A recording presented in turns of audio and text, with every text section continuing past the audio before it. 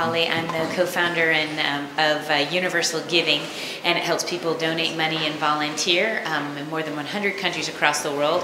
We don't take a cut on the donation. We want to make sure that if you're giving $5 or $1,000, that 100% goes direct.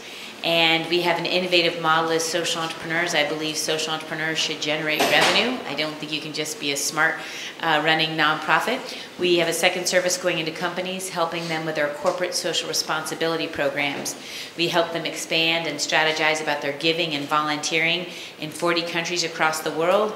We vet all of their NGOs with a 24-stage quality model that's trademarked and proprietary. Started out at 6 stages and has grown to 24 based on our innovation and client requests. Our clients are clients such as Gap and Cisco, Symantec, RSF, who's also here, BHP, one of the #2 companies in Australia, and that's how we quote-unquote make our money in addition to fundraising. My story is a similar one to Bart's in the sense that I had for me it was a quarter life crisis, not a midlife crisis. I decided to go through it earlier at the age of 26.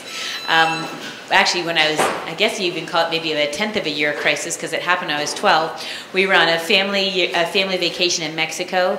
I was 12 years old and very joyful, positive marketplace, and my dad and I walked down a cul-de-sac and saw all these begging, starving children.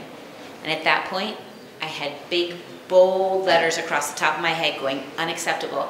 And from that point on, I started volunteering in East Palo Alto, passing out food, clothing, working in translating Spanish from whatever I knew, then going on to Duke and serving people who were suicidal victims, the deaf community. I'm very causeless. And so Universal Giving is the manifestation of that vision of whatever your cause is, we want to make sure it gets there with full transparency, 100%, and quality.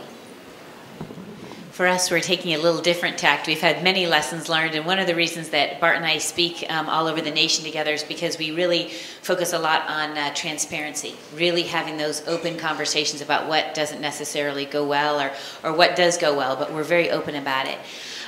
For us, one of the things I wanted to cover today was a little bit of a case study on what happened on social media. We did not have a very strong Facebook presence at all, and it just wasn't sticking, and we were covering normal things that we would cover for a site that is focused on giving and volunteering. But what we found is we did some research to find out what is really strong on social media. And what we found were pandas. Well, how do we kind of take a failing social media presence and integrate pandas to it? And what we found from one of these surveys was that in going out about 500 messages on Facebook and on Twitter, about 500 of those messages, what percentage do you think might be about pandas? What percentage? 10? 55? 80? Sorry. we've not quite that high. It was 18%. And the amount of, in this survey, there was about 3 times as many clicks and 10 times as many retweets. Now, why on pandas? What was that? When we researched it, it was because they were anthropomorphic, they were human, they don't have any sharp angles, they're all soft, they're cuddly, they're warm. Now, I actually don't know that if you get in a cage with them, be that safe, but I kind of would want to curl up with one of them, but I don't know. Anyways, the point is that you feel that about that. What does it emote for you? It emotes kindness and warmth, non-threatening.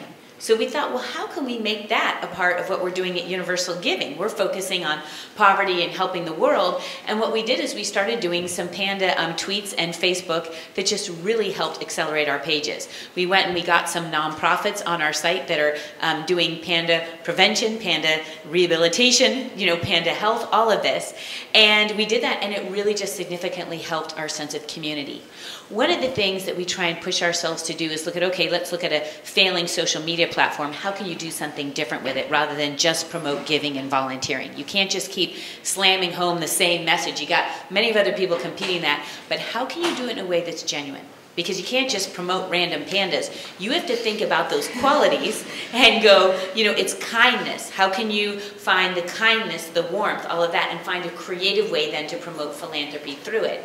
And so we kind of turned that around, and our Facebook page actually jumped up, more than, we had more than 2,000, subscribers, moving up more and more along that. But the point I really want to drive home here is that you can see a lot of Facebook pages that are liked.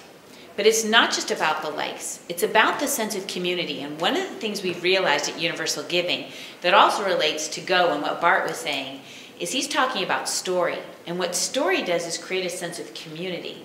And it creates people coming together. And what we realized is we actually would rather trade. We don't want 100,000 likes. We'd rather have 50,000 likes or 5,000 likes of a tight community.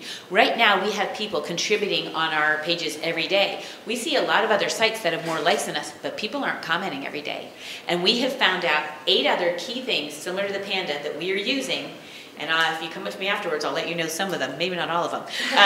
But the point is there's innovative ways to do this that genuinely create community. And how can you create something that's stale and bring it to the next level, but in a way that's authentic? Just one final note on that. You know, we started off Universal Giving because of what I saw on the ground in Mexico. Absolute dire poverty. To this day, I'm still causeless. I want to help human rights and dogs who are stray on the street and elderly people who can't walk. It doesn't matter to me, so I'm very confused. But my point is that's why we have Universal Giving, because there's so many causes on there. So, you know, our Panda's poverty, you can't change your mission. But you can look at this differently to say philanthropy, what is it? It's not giving of money. It's the love of people. And so when you honor and love people, if pandas are that important to them, and you might be like, really, Pamela, is pandas really a critical issue? For some people it might. You can't put down Jane Goodall for the wonderful work she's doing and say we should devote all of our money to people who are dying in South Sudan. I mean, we can't make those judgments. And so we have to go where people give. And the way I see it is that if you give to pandas, well, then maybe you will give to people in South Sudan later. Or even if you don't, we want to honor your giving where it is and create that warm, tight sense of community. It's not about how many tweets, how many likes. It's that community of people who want to be there because you created a warm environment that they want to be a part of.